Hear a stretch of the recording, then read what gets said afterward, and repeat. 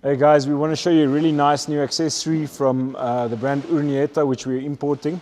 So on our 76, as standard, you would know there's a little bit of an air vent here, so the positive pressure air can come out.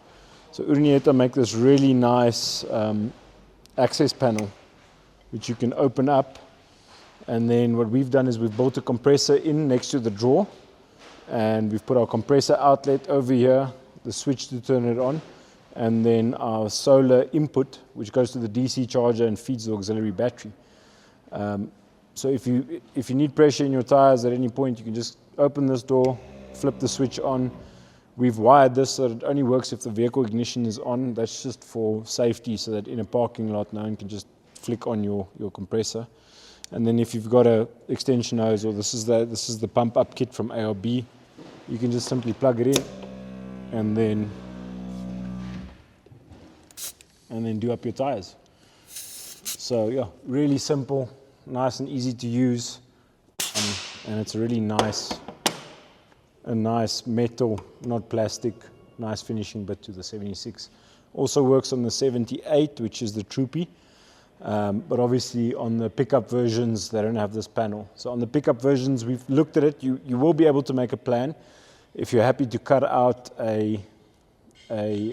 basically cut out a piece of the bodywork to fit this in, but it obviously becomes a bit of a more complex fitment. Okay guys, just to continue on from the compressor panel which you saw on the outside, we just want to show you the installation on the inside.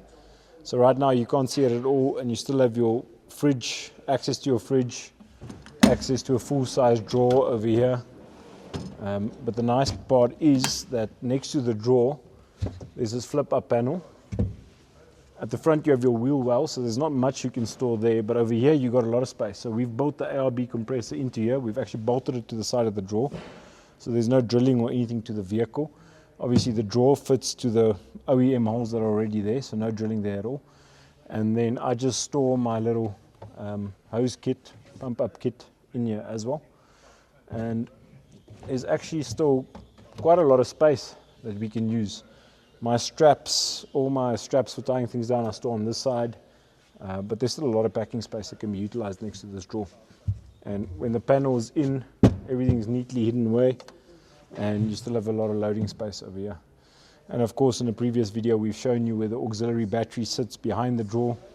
Compressor feeds from the auxiliary battery, and like we said, in that little compressor panel, we also built the solar input.